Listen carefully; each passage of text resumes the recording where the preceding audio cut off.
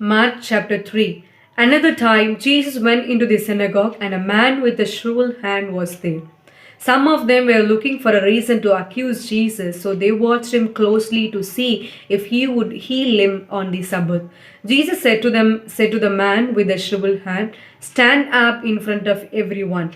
Then Jesus asked them, "Which is lawful on the Sabbath, to do good or to do evil, to save life or to kill?" But they remained silent. He looked around at them in anger and deeply distressed at their stubborn hearts, said to the man, "Stretch out your hand." He stretched it out, and his hand was completely restored. Then the Pharisees went out and began to plot with Herodians how they might kill Jesus. Jesus withdrew with his disciples to the lake, and a large crowd from Galilee followed. When they heard about all he was doing, many people came to him from Judea, Jerusalem, Idumea, and the regions across the Jordan and around Tyre and Sidon. Because of the crowd, he told his disciples to have a small boat ready for him to keep the people from crowding him, for he had healed many, so that those with diseases were pushing forward to touch him.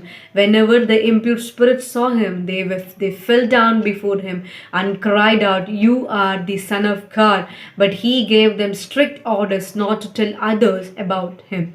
Jesus went up on a mountainside and called to him those he wanted, and they came to him. He appointed 12 that they might be with him, and that he might send them out to preach and to have authority to drive out demons.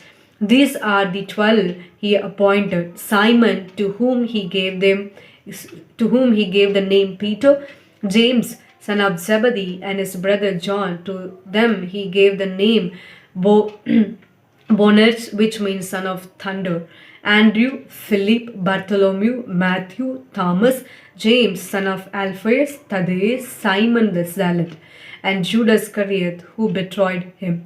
Then Jesus entered a house, and again a crowd gathered, so that he and his disciples were not even able to eat. When his family heard about this, they went to take charge of him, for they said, "He is out of his mind." And the teachers of the law who came down from Jerusalem said, "He is possessed by Beelzebul, by the prince of demons he is driving out demons." So Jesus called them over to him and began to speak to them in parables. "How can Satan drive out Satan? If a kingdom is divided against itself, that kingdom cannot stand. If a house is divided against itself, that house cannot stand. And if Satan opposes himself and is divided, he cannot stand. His end has come. In fact, no one can enter a strong man's house without first tying him up. Then he can plunder the strong man's house. Truly, I tell you, people can be forgiven all their sins and every slander they utter. But whoever blasphemes against the Holy Spirit will never be forgiven. They are guilty of an eternal sin."